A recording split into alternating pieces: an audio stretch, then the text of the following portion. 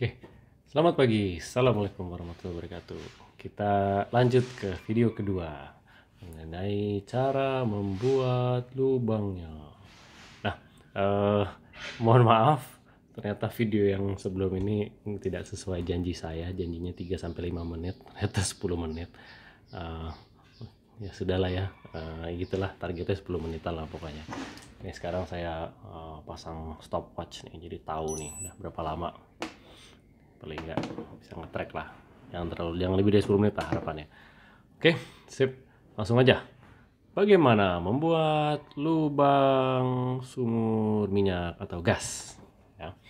Jadi setelah kita sudah tahu tadi reservoirnya di mana saja yang terbukti ada minyak-minyaknya, setelah eksplorasi terbukti ada reservoirnya di mana, baru kita bor yang banyak itu sumurnya ya. Sumur itu mirip sebenarnya kayak sumur di rumah kita, sumur air ya. Jadi tujuannya adalah kita mencari sumber fluida atau si cairannya itu. Tekniknya juga nggak jauh beda sebenarnya, cuma ini lebih teknis aja, lebih rumit dan lebih banyak aspek safety-nya yang harus dipertimbangkan ya. Jadi pertama ya, jadi misalnya ini permukaan tanah ya kan. Nah, lalu harapannya itu kita akan membuat lubang ya sampai ke bawah gitu. Ini sederhananya beginilah gitu. Sorry, miring. Set. Ya gitulah, nggak bakal bisa lurus banget. Oke. Nah, ini agak besar nih sekarang. Saya gambar ya. Kalau tadi kan yang ada pertama itu saya gambar rignya, terus lubangnya begitu aja. Nah, tapi sebenarnya kalau ini kita taruh di ini ceritanya kaca pembesar, ini sebenarnya dia kayak gini kan. Kita ada lubangnya gitu. Oke. Nah, kita bikin ini baru aja, hapus dulu. Oke. Nah, jadi prosesnya mulai dari mana? Pertama, datang dulu nih siriknya ya kan. Ya. Nah, lalu dibuat lubang dulu sekitar sebesar ini. Set. Ya. Lalu dipasanglah yang namanya casing atau selubung. Set, set, set, set, set, set. Ya, ini adalah pipa sebenarnya. Mungkin pernah lihat pipa casing atau tubing gitu kan. Nah, ini dipasangnya kayak gini sebenarnya. Sorry, pasangnya bukannya dia di sini dan di sini, tapi ini adalah satu barang gitu ya. Kalau dilihat penampang ininya, gitu, kurang lebih dipasangnya. Cuma kita di saat menggambar ini kita gini aja gambarnya, nggak sama. Ya, oke. Nah, kenapa mesti dipasang casing? Casing.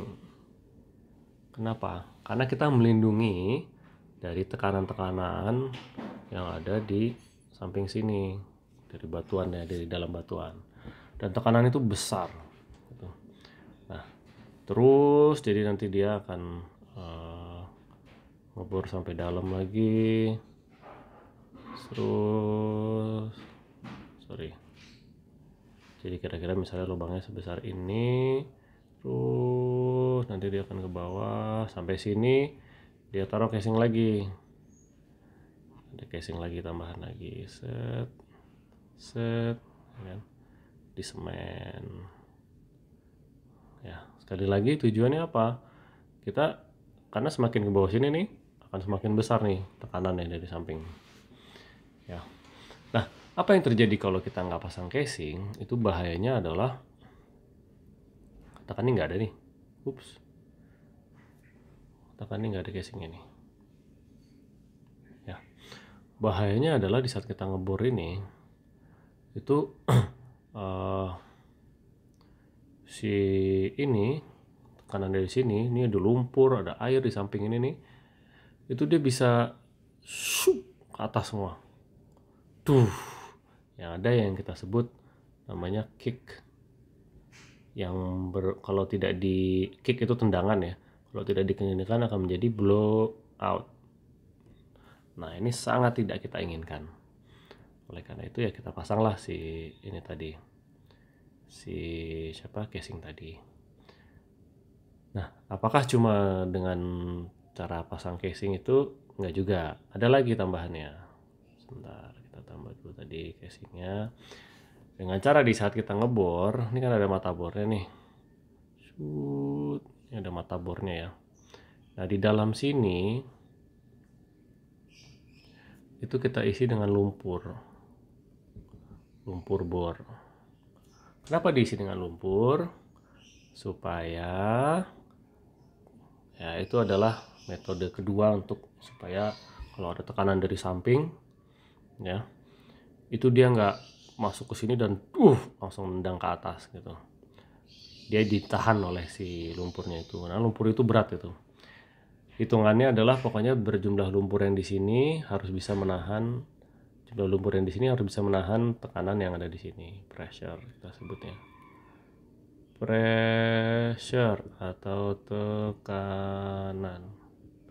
Nah, tekanan di ban mobil kita itu rata-rata 30 sampai 50 PSI disebutnya. Nah, tekanan di ini ban ya.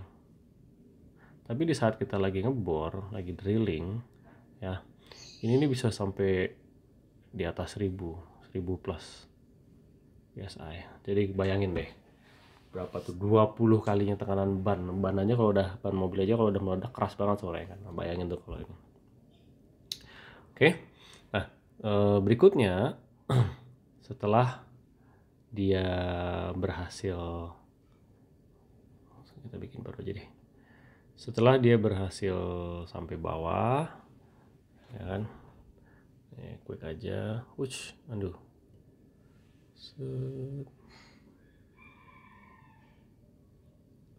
ya, setelah berhasil membuat lubang sumurnya sampai bawah, jelek banget sih.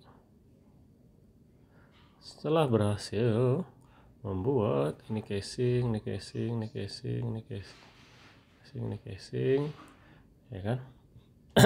Nah, baru nanti akan jadi ini ceritanya nyampe ke lapisan utamanya nih ya.